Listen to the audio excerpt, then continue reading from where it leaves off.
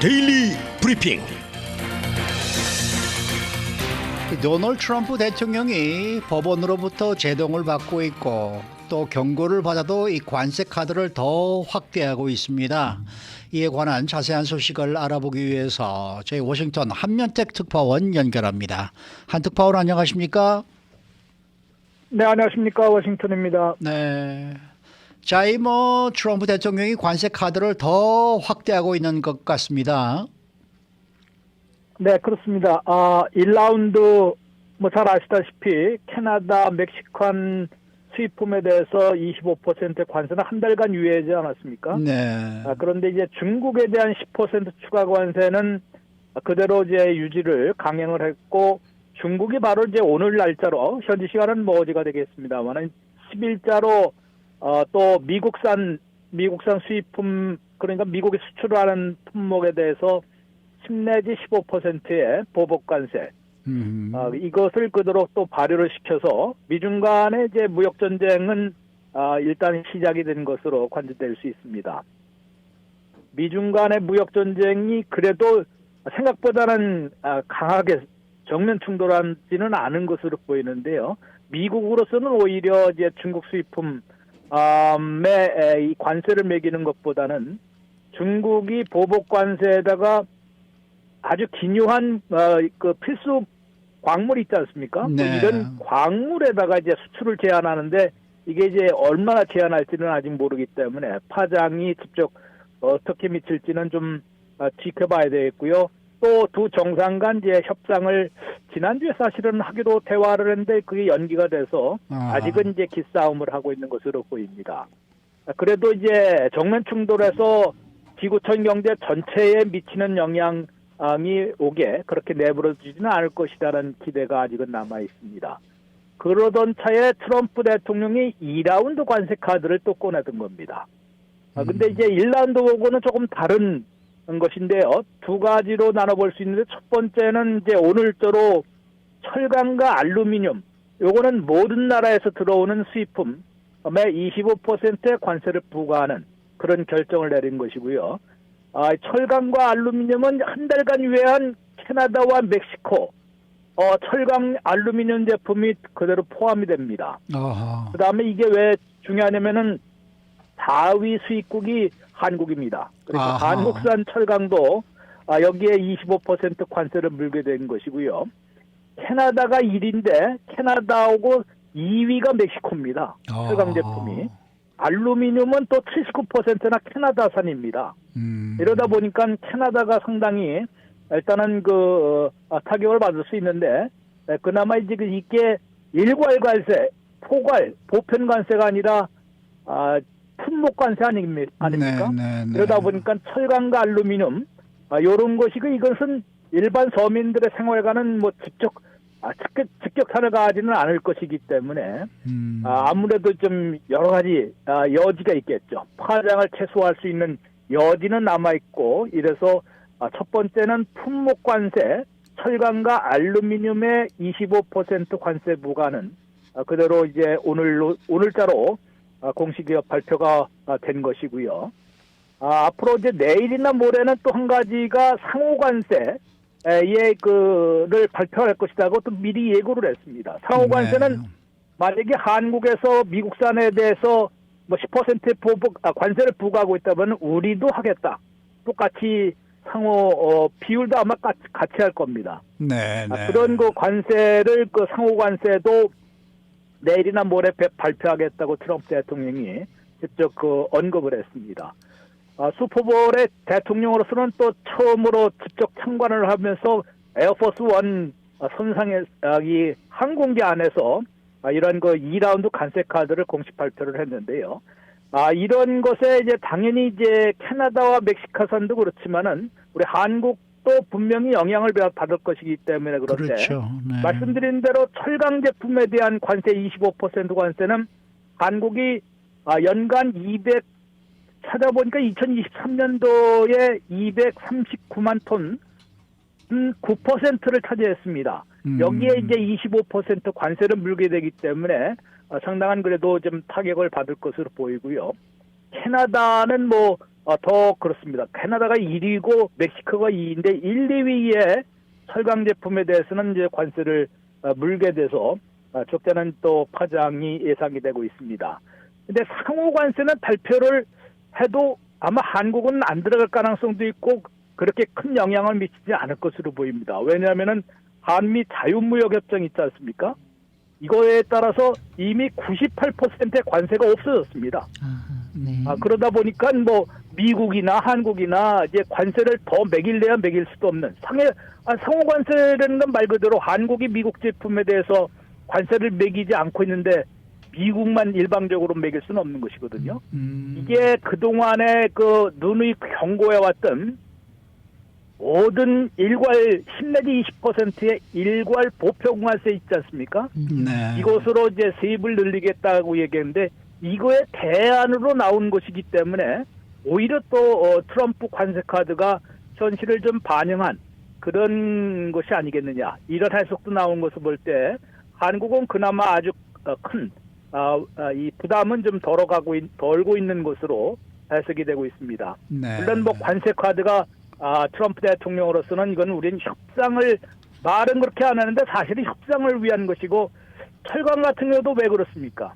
US 스틸 미국 철강 회사를 지금 부활시키려는 그런 목적이 있지 않겠습니까? 왜냐하면 그쪽에서 표를 많이 받았기 때문에 그 공약이었거든요. 이러다 보니까 이제 그런 다목적 카드 또 멕시코와 그 캐나다, 중국에 대한 거는 어떻게 보면은 불법 이민과 불법 마약을 막는 그런 목적으로 지금 카드를 꺼내들었기 때문에 그것만 어느 정도 효과를 본다 그러면은 당연히 관세를 그대로 부과하지 않을 수도 있는 것이기 때문에 상당히 이제 그런 카드로 관세 카드를 유효적절하게 구사를 하고 있는 것으로 해석됩니다. 네. 자, 트럼프 행정부가요, 연방기관 또 연방 공무원들을 대폭 줄이려는 그런 시도를 하고 있는데, 그런데 이게 법원에 의해서 이제 계속 제동에 걸리고 있습니다.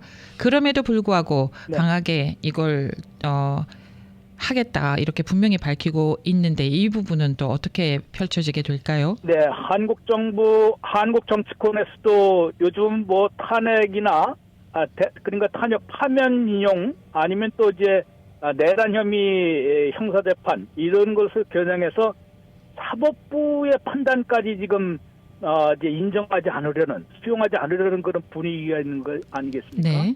이것 때문에 뭐 이제 서울에서 큰 사건이 터진 것인데요. 미국에서도 이제 트럼프 대통령이나 이 일론 머스크 또 부통령까지 제디 벤스 부통령까지 무슨 얘기를 했냐면은 판사 일론 머스크는 이 자기의 이런 그 작업을 정부 개혁 작업이라고 그러겠죠. 정부 개혁 작업에 제동을 건 소송을 걸었기 때문에 이제 그 심리를 한 그 판사가 일시 중지 명령을 내린 것이거든요. 그런 명령을 내린 것은 행정부의 이런 개혁 작업에 제동을 거는 사람이기 때문에 이건 말이 이제 월권이다. 탄핵시켜야 한다는 그런 말까지 지금 하고 있는 것으로 볼 때 상당히 그 논쟁을 벌일 채비를 하고 있고요. 그만큼 그대로 뭐가 되더라도 그냥 밀어붙이는 그런 상황인데 지금 트럼프 행정부의 이런 그 조치에 대해서 한 소송만 40여 건이 지금 걸려 있습니다. 와우, 네. 거기 우리 잘 아시는 이제 출생 시민권자 자동 부여를 제한하려는 그런 것도 소송이 걸려갖고 세 군데 법원에서 일단은 중지 명령이 내려진 거 아니겠습니까? 예. 이민도 그런데 이 도우지라는데 연방 재무부에 어떻게 보면 이제 정부 책북을 모조리 다 뒤져볼 수 있는 이런 것도 중지 명령을 받았고요. USAID를 사실상 뭐 그냥 해체시켜버리고 10,000명 넘는 그런 그 직원들 중에서 290명만 남기고 또 해외에서 근무하는 이게 Foreign Service Officer라고 그래갖고 이게 어떻게 보면 외교관 시험을 보는 사람들이 있거든요. 네. 그런 관리들 2,200명까지 워싱턴 귀환령을 내렸습니다. 그러다 보니까 당연히 소송이 걸렸고 법원에서 일시 중지 명령을 내린 겁니다. 그러다 보니까 정부 개편, 연방 공무원 축소, 심지어는 이제 그 자진 사퇴 그 신청을 하라고 권고한 거 있지 않습니까? 이것까지도 이제 사실은 오늘 자정까지 마감을 연기를 했는데 이것도 아마 중지 명령이 내려져서 앞으로도 계속 시행하기가 좀 어려운 그런 상황이 돼버렸는데요. 네. 이렇게 이제 정부 개편 작업은 상당히 법원에서 왜냐면 상대방 저 공무원들이 가만히 있지를 않으니까 또 공무원들이나 정부 그 비영리기구 그쪽에서 이제 보조를 받아왔던 이런 데서 계속하고 22개 또 19개 주 건 사안별로 지금 주정부들 뭐 민주당이 우세 지역의 주정부들이겠죠. 거기에서 소송을 걸기 때문에 집단 소송이 지금 다 걸려서 40여 건 중에서 지금 계속 제동을 걸리고 있는 연방 법원에 의해서 제동을 걸는데요. 이게 민주당 시절에 지명된 그런 법원 판사만이 아닙니다. 말씀드린 대로 로널드 레이건 시절에 지명된 워싱턴주의 연방지법 판사도 있고요. 또 오바마 판사도 있지만은 또 이제 조지 W 부시 판사 지금 거의 한 건만 아마 트럼프 쪽 머스크 쪽에 손을 들어줬을 뿐 나머지는 모조리 지금 제동이 걸리고 있습니다. 그럼에도 불구하고 트럼프 대통령은 머스크도 물론 그렇고요. 트럼프 대통령은 keep going을 외치고 있으면서 벌써 다음 타자까지 얘기를 하고 있습니다. 다음 타자는 연방교육부의 폐지고 펜타곤이라고 얘기합니다. 펜타곤에 뭐 미군 130만 명이나 무기나 뭐 이런 것까지 건들지는 않겠죠. 네. 그런데 이 국방 컨트랙터가 상당히 어찌 보면 뭐 이게 몇 번 프로드 사기 혐의로도 많이 걸리고 그러는 거 아닙니까? 그렇죠. 예전에 자살 사건이 있는데 쌍둥이 여자분들이 사기를 이렇게 신청을 해갖고요. 사기 신청을 해서 머리핀 같은 이 어떤 화포, 대포의 그 핀 모양이도 된 그걸 납품하면서 수천만 달러를 챙기는 이런 것이 드러났다가 결국은 쌍둥이 자매 중에서 한 명이 자살한 사건도 있었거든요. 네. 이러다 보니까 지금 국방부 예산이 너무 많은데 여기에 낭비되는 것도 많고 사기당하는 것도 많고 그냥 있겠죠. 엉터리가 너무 많다는 것이죠. 맞아요. 네네. 그럴 거예요. 여기에 대한 선보기는 계속될 것으로 보입니다. 그러면은요 소송이 아까 앞서 얘기하시면서 40건이라고 얘기하셨는데 그 소송 비용은 누가 지불하게 되는 겁니까? 그러니까 이게 비용이 뭐 어마어마한- 트럼프 일기 때도 마찬가지고 예. 뭐 어느 행정부도 마찬가지인데 다 지금 말씀하신 앵커에 낸 세금에서 나가는 겁니다. 그러니까 세금에서 나가는 거죠. 왜냐하면은 소송을 거는 사람들은 당연히 뭐 노조라든가 또는 비영리기구이든가 주정부의 세금으로 나갈 거 아니겠습니까? 그렇죠. 그렇죠. 근데 연방정부가 거기에 또 맞대응을 할 거 아니에요. 그러니까요. 맞대응하는 소송 비용은 변호사들만 지금 배가 부르게 그러네요. 생겼고요. 맞아요. 결국은 이게 또 행정소송이라도 결국 연방 대법원까지 가려고 그러는 거 아니겠습니까? 네. 그렇죠. 그래도 뭐 며칠 아주 엄청난 돈이 들어갈 것이고 네. 또 시간도 많이 걸립니다. 맞아요. 심지어는 4년 임기 중에서 마지막 해에 연방대법원 판결 나오는 경우가 허다합니다. 그러다 보면 뭐 3년 동안 시행도 못하고 결국은 임기 말에 판결받고 다음 행정부가 정권 교체가 돼버리면 없었던 일이 돼버리는 맞아요. 그런 것이 계속 악순환이 반복이 될 것으로 우려되고 있습니다. 우리 세금만 쓰고 있는 거네요. 그렇죠. 속상합니다. 네, 그렇습니다. 주정부가 연방 정부를 소송을 걸면은 주정부는 우리가 낸 주 세금으로 내주는 거고 네. 변호사들 주는 거고 결국은 연방 다 세금 내면은 이제 연방 세금입니다. 정부 다 맞아요. 연방정부나 뭐 주정부나 네. 네. 아유 속쓰립니다. 네. 자, 지금 뭐 불법 체류자 체포 추방 작전 뭐 지금 상당히들 지금 하고 있고 이거 캘리포니아만 해도 뭐 이달 내로 지금 급습 작전을 벌일 것이다 이런 이제 보도도 나오고 있고 하는데 그 초반에 이 성과가 별로 그렇게 만족스럽지 못한 모양입니다. 이 트럼프 대통령으로서는 그래서 뭐 화를 냈다라는 보도까지 예. 나오고 있더라고요. 그렇죠. NBC가 화를 냈다, 앵그리했다고 이제 보고를 받고 앵그리했다고 보도까지 했는데요. 네. 톰 호먼 국경총수는 구체적으로 지난 5일까지 그러면 한 보름 정도 되지 않습니까? 보름 네. 정도까지 14,000명을 체포했다고 ABC 방송과 인터뷰에서 공개적으로 발표했습니다. 왜냐하면 그전에는 111 실적을 발표를 했었거든요. 네, 네. 2월 1일부터는 그것도 없습니다. 아하. 그러니까 이게 숫자가 많았으면은 만족할 정도였으면은 또 이걸 신나게 발표했는데 제가 계속 안 나오길래 주말에라도 한번 나올 줄 알았더니 그것도 아닌 것으로 볼 때는 분명히 이제 성과가 좀 부족한 것으로 이제 아마 꾸짖음을 받은 것으로 보이고요. 추방은 아예 얘기도 안 하는데 엉뚱한 데서 지금 추방 건수가 밝혀지고 있습니다. 멕시코 대통령이 11,000명을 이 트럼프 행정부 출범 이후 멕시코로 추방을 했다. 그래서 받았는데 11,000명 중에서 2,500명은 멕시칸이 아니다. 그러니까 다른 나라 출신들을 받은 것이죠. 근데 멕시칸은 뭐 잘 아시다시피 육로로 버스편으로 많이 이제 송환을 그렇죠. 하지 않겠습니까? 그렇죠. 그러다 보니까 항공기뿐만 아니라 오히려 대부분은 이제 그걸 이제 버스편으로 이제 송환한 것으로 하니까 그나마 11,000명의 다른 나라로 이제 미군 수송기까지 동원한 것으로 볼 때는 많아야 그것도 한 1,000명도 안 될 것 같거든요. 이걸 합하더라도 12,000명밖에 안 됩니다. 그러다 보니까 하루 평균으로 한번 계산해 보십시오. 계산하면은 933명을 하루에 체포한 것인데요. 이게 뭐 잘 아시다시피 쿼터 내내 부정은 하고 있습니다만 하루에 1,200명 내지 1,500명씩 체포하라고 주문을 했을 것 같은데 거기에 좀 못 미치는 것이고요.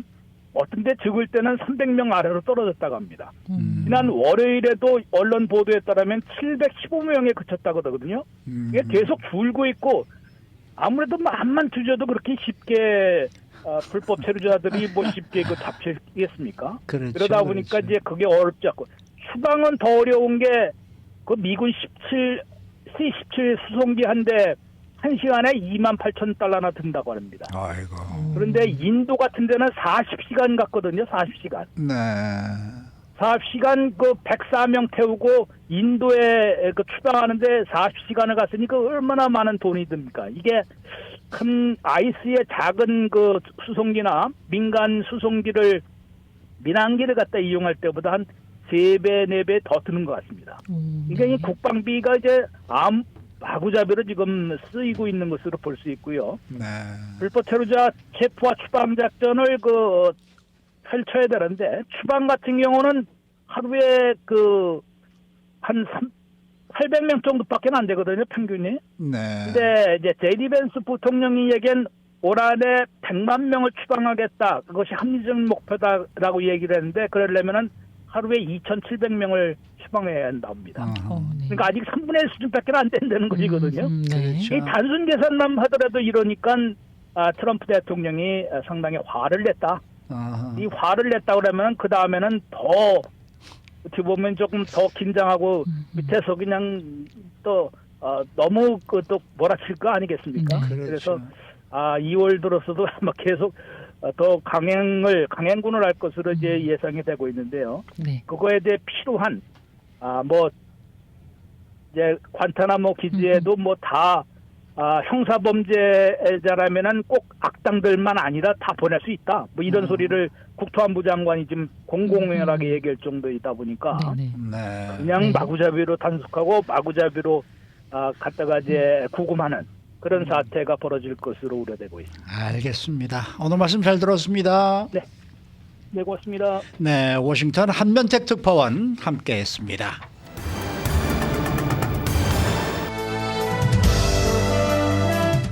인사이드 아메리카. 네, 이번 주 주중부터 또 비가 내린다라는 소식이 지금 들리고 있습니다. 이번 주에 예보된 비는 좀 파괴적이었던 이번 겨울 산불 시즌을 끝내는 데는 큰 효과가 있을 것으로 보입니다. 하지만 동시에 또 다른 재난을 촉발할 위험이 있어 우려가 커지고 있습니다.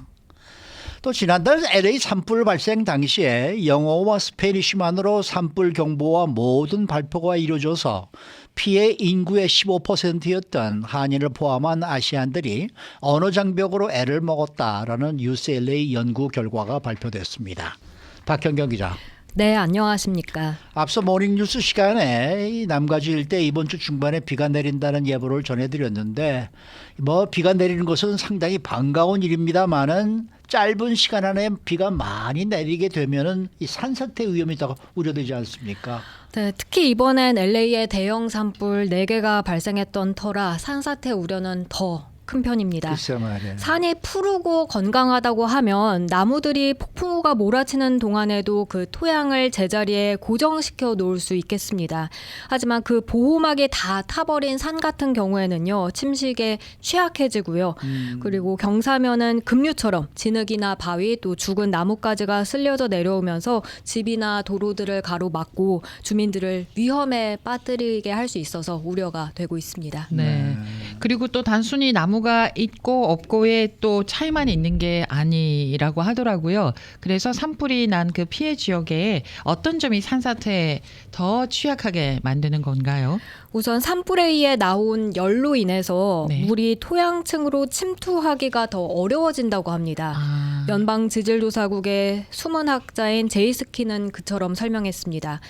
뿐만 아니라 재는 토양을 막는 경향이 있다 하고요. 기름진 물질 또한 땅이 물을 흡수하는 능력을 방해시킬 수 있겠죠. 이에 더해서 비에 의한 영향은 퇴적물의 최상층을 밀봉시키는 데 또 도움이 될 수 있는데 그 결과 토양은 물을 밀쳐낸다고 합니다. 예. 다시 말해 물이 지표면 아래로 그대로 스며드는 대신에 이제 아래로 흐르기 시작하면서 바위와 잔해물을 쓸어내린다는 설명입니다.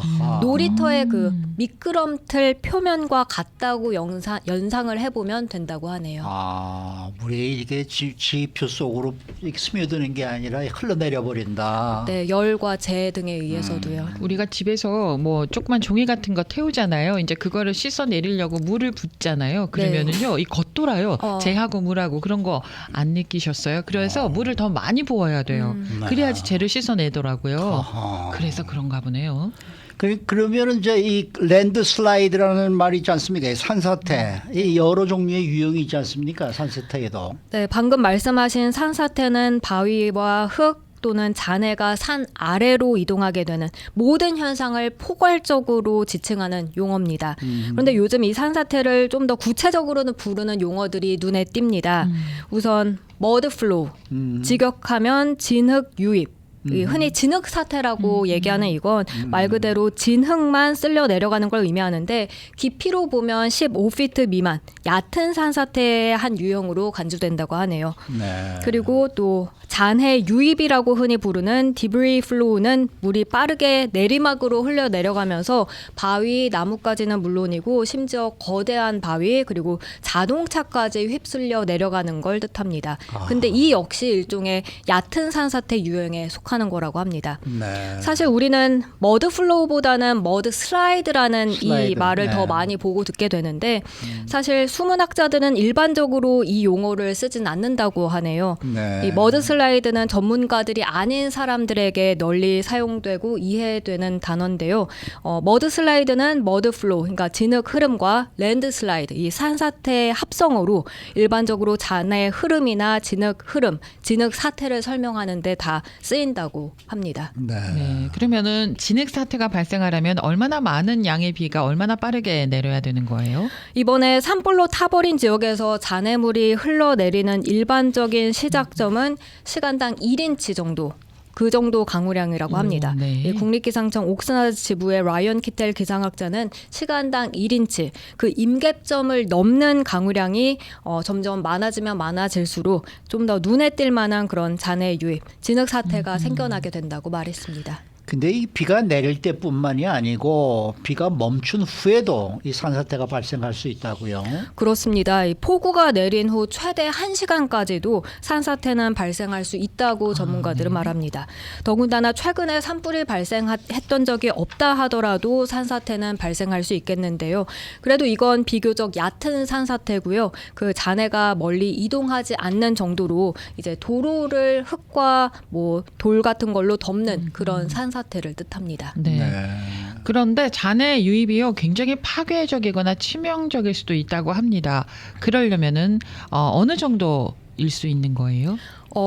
이 산사태로 인해서 상당히 파괴적이었거나 치명적이었던 그 과거 일들을 살펴보면요. 네. 약 1년 전에 이 폭우로 인해 남가주의 여러 힐사이드 동네들, 그러니까 뭐 베벌리 글렌이나 스튜디오 시티, 그리고 타자나, 볼드윈 힐스, 또 하시엔다 하이츠 같은 걸 포함해서 이런 지역들에서 산사태가 일어났었습니다.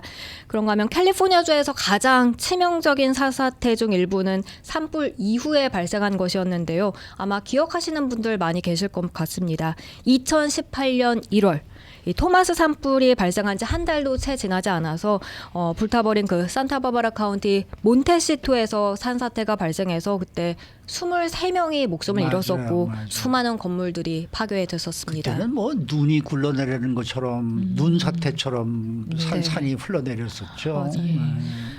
이 토마스 산불은 벤츄라와 산타바바라 카운티에서 발생해서 그때 28만 2천 에이커 전소시켰고 1,000채 이상 건물들 집어삼켜서 캘리포니아주 역대 가장 파괴적인 산불 가운데 하나로 기록됐었는데 그에 더해서 산사태까지 덮치고 말았습니다. 네. 더 이전으로 거슬러 올라가면은 산사태로 피해가 났던 기록이 또 나오죠. 네, 지난 1982년 산타크루즈 산의 러브 크릭에 산사태가 덮친 적이 있었습니다. 이곳은 산불로 타진 않았었지만 폭우로 인해 경사지가 불안정했었고요. 그렇게 해서 어린이 2명 포함해서 최소 10명이 그때 목숨을 잃었고 주택 30채가 소실됐었습니다. 그런가 하면 1934년 새해 첫날에도 산사태 참사가 일어났었는데요. 라크레센타 밸리를 따라서 대홍수와 함께 잔해물이 흘러내렸는데 이는 인근 엔젤레스 구규림 산불에 앞서 폭우가 내린 데서 비롯됐던 겁니다. 그 당시 진흙과 바위로 이뤄진 20피트 높이의 벽이 캐년에서 무너져 내려서 45명이나 목숨을 잃었었고 주택 400채 이상이 파괴됐었습니다. 지난해 팔로스포데스 쪽에서 이렇게 집안이 움직여가지고 집들이 막 이렇게 좀 파괴된 것도 파괴됐었죠. 마찬가지죠. 그쵸. 뭐. 그렇죠. 네. 네. 자, 그러면은요. 산불이 발생하고 나서 힐사이드 지역이 회복되려면은 얼마나 시간이 필요한가요? 보통 산불 발생 후에 잔해물 유출 위험이 가장 높은 시기는 1, 2년 안이라고 합니다. 하지만 산불 지역은 산불이 일어나고 나서 한 3년에서 5년 동안까지도 잔해가 흘러내릴 가능성이 꽤 높은 편이라고 하네요. 이 3년에서 5년이라는 계산이 나오는 건 그 일반적으로 식물, 나무가 다 자라는데 필요한 시간이 되겠습니다. 전문가들은 그래도 복구 기간이 1년 정도 지나게 되면, 그러니까 산불 발생하고 나서 1년 정도가 지나면 그만큼 위험은 줄어든다고 말합니다. 네. 자, 다음 소식입니다. 지난주에 발표된 UCLA의 새로운 연구 결과에 따르면은 최근 LA 대형 산불로 피해를 입은 아시안 커뮤니티, 이 언어 장벽으로 인해서 비상대피 그리고 복구 활동에 대한 정보를 얻는데 아주 어려움을 겪고 있다, 이런 소식이에요. 네, 이번 연구는 산불이 LA 카운티의 다양한 인종 그리고 민족 집단에 미친 영향을 조사하는 그런 연구 시리즈 중에 일부였다 하는데요. 이번 연구 결과 팔리세이즈, 이튼, 헐스트 그리고 휴즈 산불로 대피령이 내려졌었던 4곳에 거주하는 5만여 명의 아시안 이민자와 그 후손들 가운데 12,000여 명 이상이 언어 지원이 따로 필요했던 것으로 조사됐습니다. 아시아는 이 지역의 총 인구 15%를 차지하는데요. 산불 경보와 모든 발표가 영어 그리고 스페니쉬로만 이루어졌습니다. 이번 연구를 진행한 팀은 산불 경보, 대피 절차 그리고 구호 서비스에 대한 다국어 의사소통 알림이 부족하다는 걸 이번 데이터가 잘 보여준다고 짚었습니다. 그리고 사실 이건 LA 카운티의 좀 더 광범위한 문제의 일부에 그친다는 지적도 있는데요. 50만 명 넘는 아시안 아메리칸들이 언어 능력이 제한되는 것으로 분류되기 때문이라고 언급했습니다. 그러면은 산불 경보가 영어하고 스페니쉬로만 이루어질 수밖에 없었던 배경은 뭔가요?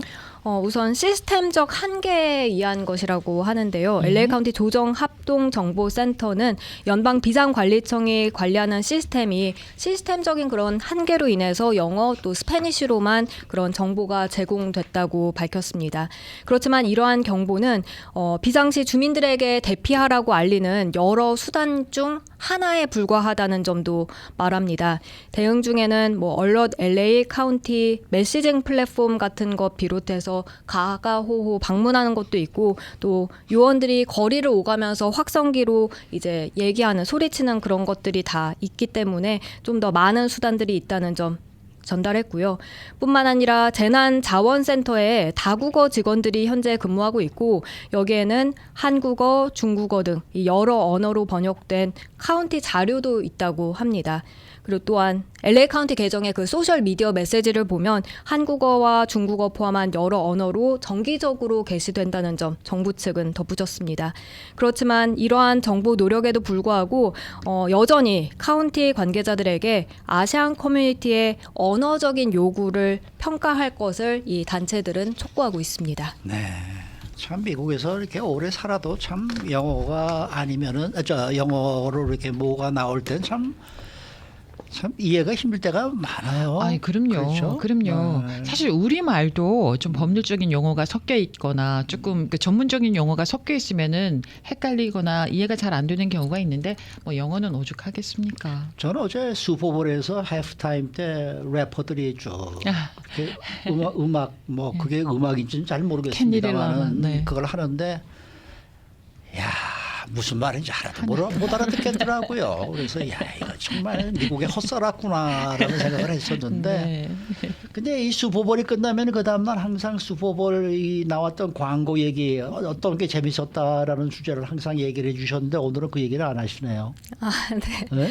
박형혁 기자가 항상 그걸 해주셨는데 맞습니다. 네. 그만큼 이번에 슈퍼볼에서 광고는 재미가 없었어요. 솔직히 말씀드려서 이렇게 눈에 띄는 게 한 가지 이 신음소리 내는 장면 왜 나오는 영화 있었죠 옛날에 그거를 패러디했습니다. 다시 빌리 크리스탈인가요? 네. 그 광고는 그런 대로 좀 재미가 있었다라는 생각이 들었는데 그거 외에는 예전 같지 않더라고요 광고들이. 도리토스도 올해는 별로 재미가 없었어요. 오히려 예전 광고가 다시 돌아오는 거를 많이 봤어요. 네. 기아의 광고가 요즘 다시 또 많이 나오더라고요. 네. 어제 나왔어요 슈퍼볼에? 그러니까 어제 슈퍼볼 안 했을 텐데 슈퍼볼에 광고. 안 했는데 예전에 나왔던 잘 만들어진 광고 가운데 기아가 요즘 다시 또 각광을 받고 있더라고요. 예전 광고 가운데. 기아가 네. 슈퍼볼에서 항상 재미있는 광고를 맞습니다. 냈었는데 올해는 네. 안 했어요. 그러니까요. 네. 수고 많으셨습니다. 네, 고맙습니다. 박현경 기자였습니다.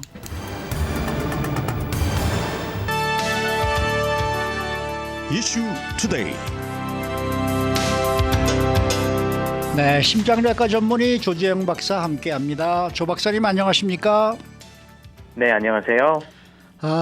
요즘 이 신방세동이 증가 추세를 보이고 있다라는 주제를 이제 마련해 주셨는데 우선 이 신방세동이 뭡니까? 네, 이 신방세동은 이제 한인 시니어분들이 굉장히 많이 갖고 계신 부정맥 중에 하나이고요. 이제 저희가 이제 부정맥이라고 이제 통칭해서 부르는 질환이 있거든요. 네.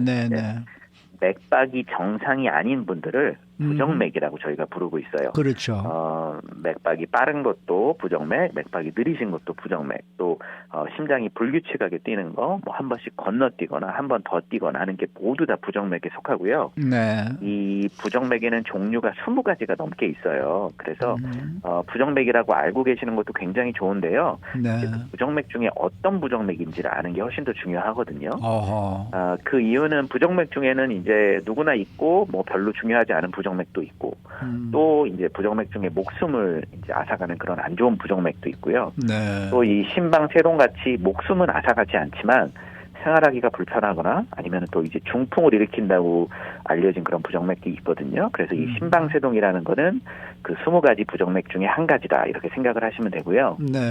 이 심방세동이 안 좋으신 거는 이제 가장 안 좋은 그 합병증 중에 하나가 이 심방세동이 있는 분들은 중풍이 많이 일어난다고 돼 있어요. 그 이유는 심방이 이제 규칙적으로 수축과 이완을 반복해야 심방에 있는 그 혈액이 이제 우리 몸으로 전신으로 이제 공급이 되게 되는데요. 이 심방 세동 같은 경우에는 이제 심방에서 나오는 부정맥이고, 세동이라는 말은 이제 미세하게 떨고 있다 이런 말이거든요. 이제 한자로 생각하시면 세라는 거는 미세하다는 뜻이고, 동이라는 건 이제 움직인다는 게 떨고 있다니까, 심방이 보통은 분당 60회에서 100회 정도로 수축을 해야 되는데, 이 심방세동 같은 경우는 분당 400회, 500회 정도로 수축을 하기 때문에 예. 저희가 이거를 실제로 심방을 보게 되면 이렇게 떨고 있는 것처럼 보여요. 그래서 이렇게 떨고 있기 때문에 그 심방 안에 있는 혈액이 우리 몸으로 잘 공급이 안 되고 심방에 계속 머물러 있게 되거든요. 이제 고인물이 썩는다고 생각하시면 되듯이 혈액이 심장이 계속 머물러 있기 때문에 거기서 혈전이 생길 수가 있어요. 그랬을 때 그 혈전이 이제 떨어져 나가서 우리 머리로 가게 되면 중풍이 되는 거죠. 그래서 이 심방세동이 있으신 분들은 중풍이 일어날 확률이 굉장히 높기 때문에 저희가 소위 말하는 피 묽게 하는 약, 그런 약을 드셔서 이제 혈전이 생기지 않게끔 예방을 해야 저희가 심방세동이 있어도 중풍이 생기지 않게끔 그렇게 예방을 하는 그런 치료법을 하고 있습니다. 그러면은 심방세동 그러면은 1분에 몇 번 정도나 뛰는 겁니까? 네, 심방은 1분에 400회, 500회 정도로 뛰고 있고요. 대신에 이제 심방이 그렇게 많이 뛴다 그래서 심실까지 400회, 500회 정도로 뛰면 이제 심실이 버티지 못하고 이제 생명을 잃기 때문에 심실 같은 경우에는 그 심방에서 오는 400회, 500회 정도로 모두 다 뛰는 건 아니고요. 그중에 걸러서 한 60회에서 100회 정도만 보통 뛰게 되는데요. 만약에 이 심실이 심방에서 오는 거를 잘 거르지 못하고 심실도 뭐 150회, 200회 정도로 뛰는 경우가 있거든요. 그래서 그러시는 분들 같은 경우에는 가슴이 두근거리다고 저한테 오시는 경우가 굉장히 많아요. 그러니까 심장이라는 게 모든 게 다 한꺼번에 같이 작동하면서 1분에 뭐 60번, 70번, 80번 이렇게 뛰는 게 아니고 심박에서는 수백 번을 뛰고 있는데 그걸 걸러가지고 전체적으로 뛰는 거는 80, 90으로 나눠준다는 얘기입니까? 네네네. 그 경우는 이제 심방세동 환자인 경우에는 그런 식으로 우리 몸이 적응을 하는 거죠. 우리가 보통요 심장 뭐 맥박 뛰는 거 우리가 이제 손목에다가 손을 얹고서 시간을 막 재잖아요. 재죠. 몇 분 뛰나 뭐 이렇게 하는 걸로도 볼 수가 있습니까? 셀 수가 있습니까? 네, 그렇죠. 실제로 저희가 이제 손가락을 이제 손목에 있는 동맥에 대서 맥박을 재거든요. 예. 그랬을 때 이제 60회에서 100회 사이, 분당 60회에서 100회 사이로 뛰어야 되고요. 예. 근데 이런 맥박은 심실에서 오는 거기 때문에 예. 심방이 400번, 500번 뛰어도 맥박은 심실에 있는 맥박 60회에서 100회만을 네. 이게 감지할 수 있기 때문에 심방세동이 있으신 분들도 이제 맥박은 60회, 100회 사이로 유지되는 경우가 대부분이세요. 그러면 손목의 동맥으로 진단이 안 되는 거네요. 그렇죠. 네. 손목의 동맥으로 진단이 안 될 뿐더러 네. 이 심방세동은 또 한 가지 특징이 맥박이 규칙적이지가 않아요. 우리가 정상이신 분들은 맥박이 60회에서 100회로 뛰지만 그때는 규칙적으로 뛰어야 되거든요. 네. 그래서 시계 초침을 생각하시면 돼요. 시계 초침처럼 이렇게 규칙적으로 뛰는 게 우리 정상 맥박이고요. 심방세동이 있으신 분들도 맥박이 정상일 수는 있는데 심방세동인 환자분들은 맥박이 불규칙하세요. 초침처럼 이렇게 일정하게 뛰는 게 아니라 빨리 뛰었다가 늦게 뛰었다 하는 불규칙한 맥박이 되거든요. 네. 그래서 실제로 맥박을 재서 만약에 맥박이 불규칙한 분들은 모두 다 심방세동은 아닌데 심방세동 가능성이 있다고 생각을 하시고 빨리 의사 선생님을 보시는 게 중요할 것 같습니다. 네. 그 심방세동을 가진 사람들이 몇 퍼센트나 되는 거예요? 이게 평균적으로 볼 네네. 때. 네, 그래서 최근에 이제 미국 심장내과에서 나온 그런 학회지에 발표된 내용을 한번 볼게요. Journal of American College of Cardiology라 그래서 심장내과에서 1주마다 발행을 하는 저널이 있는데요. 거기서 작년 10월 달에 발표된 내용을 보면요, 이제 샌프란시스코에 있는 그런 캘리포니아 주립대 UCSF 그 병원에서 이제 조사한 내용인데요. 20세 이상 성인 캘리포니아 인구를 대상으로 한 거기 때문에 저희가 있는 LA 쪽 남가주 캘리포니아 인구를 대상으로 한 거기 때문에 캘리포니아 인구를 대상으로 했기 때문에 조금 더 정확한 통계가 되겠죠. 그래서 2005년에서 2009년을 조사를 해봤더니 20세 이상 성인 인구의 4.5%에서 심방세동이 있다고 이렇게 조사가 됐어요. 많네요. 네, 굉장히 많은 질환이고요. 그래서 이 친구들이 이제 2005년에서 2009년까지는 4.5%라고 발표를 했고, 그다음에 또 한 번 조사를 한 게 2015년에서 2019년, 10년 뒤에 조사를 한 번 더 했어요. 네네. 그랬더니 이 심방세동의 유병률이 6.8%로 늘어났어요. 늘어났네요. 네, 네. 네. 그래서 이 수치는 굉장히 많이 늘어난 거고요. 많은 왜냐하면 거죠. 10년 내에 거의 50%가 늘어났거든요. 네. 그러면 이 신방 저희가 지금 예. 네. 말씀하십시오. 네, 근데 저희가 지금 이제 2025년이니까 그때보다 10년이 더 지났거든요. 네. 그럼 이거를 그대로 적용해 본다면 뭐 한 9%, 10%까지도 할 수 있는 그렇겠네요. 굉장히 많은 유병률이 있는 질환이고요. 제가 최근에 또 환자분들을 많이 보면서 제 나름대로 저기 통계를 안 내봤지만 이 심방세동으로 오시는 분들이 굉장히 많이 늘으신 것 같아요. 제 생각에.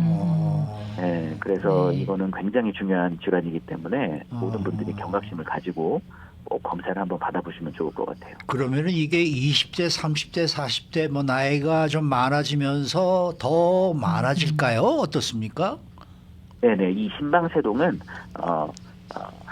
심장에 노화되는 질환이라고 보시면 맞을 것 같아요. 아, 이 네. 심방세동은 20, 30, 40대에서는 거의 없고요. 예. 30, 40대에서 있으신 분은 제가 거의 보지 못했고요. 주로 대부분 70, 80, 90세 이때 발생을 하시는 거기 때문에 이게 6.8%지만 10대 이상 성인에서 6.8%인 거잖아요. 예. 네. 그러면은 20, 30, 40대는 제가 보기에 거의 0%에 가까울 것 같고요. 60, 70, 80, 90대는 제가 보기에 한 뭐 15% 정도? 10에서 15%그 정도 돼야 아마 이게 평균이 한 4.5, 뭐 6.8% 이렇게 되는 거죠. 그렇겠네요. 그러면 네, 나이 드신 분들에서 예. 굉장히 많은죠. 노화 현상 가운데 하나라고 말할 수 있는 건가요? 네, 그렇죠. 아무래도 이제 우리 심장은 태어날 때부터 죽을 때까지 모든 장기가 그렇지만 태어날 때부터 죽을 때까지 정말 뭐 한 번이라도 안 뛰면 안 되는 그런 장기이기 때문에 계속 혈액 공급을 받고 계속 수축과 이완을 반복하고 심지어는 저희가 이제 잘 때도 계속 심장이 뛰어야 되잖아요. 그렇죠.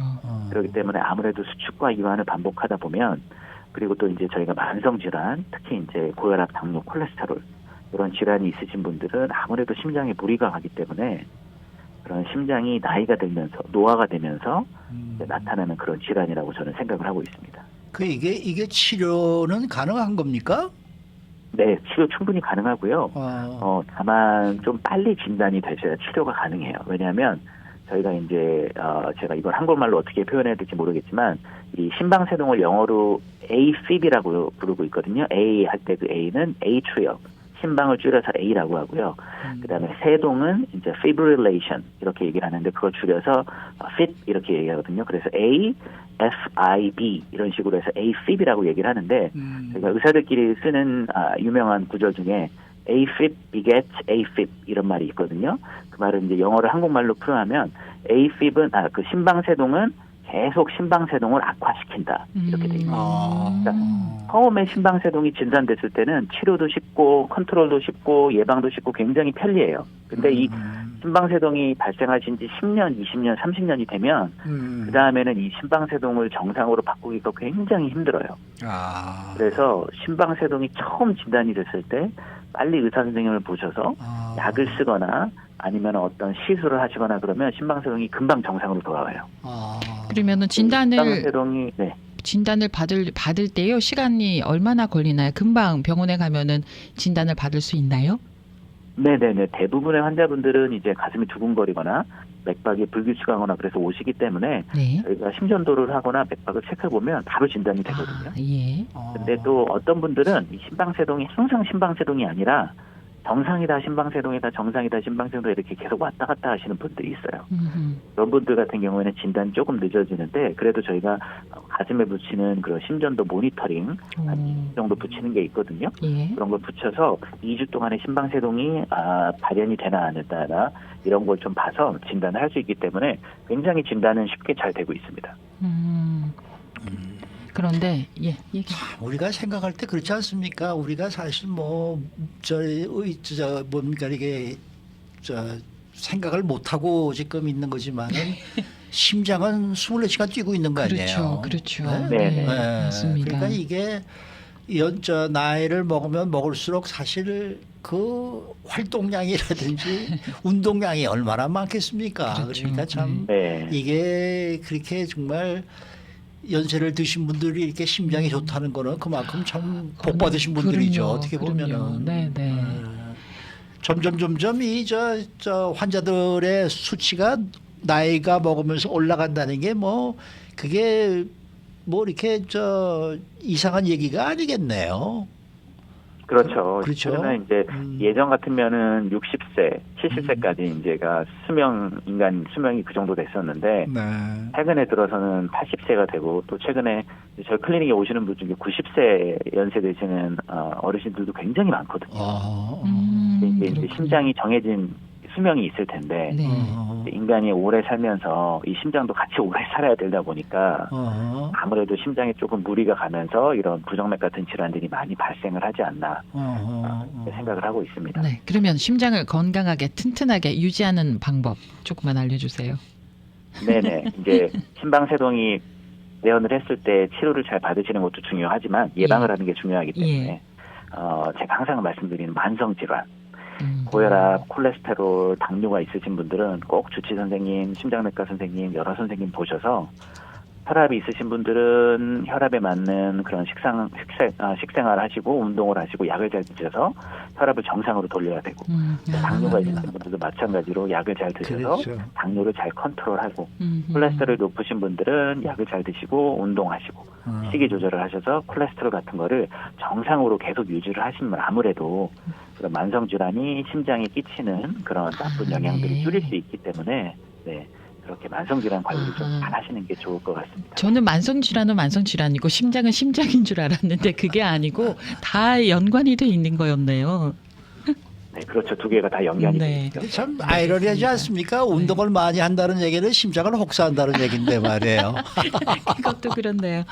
그 부분은 어떻습니까, 박사님? 운동을 많이 하면 심장이 혹사되는 건데요.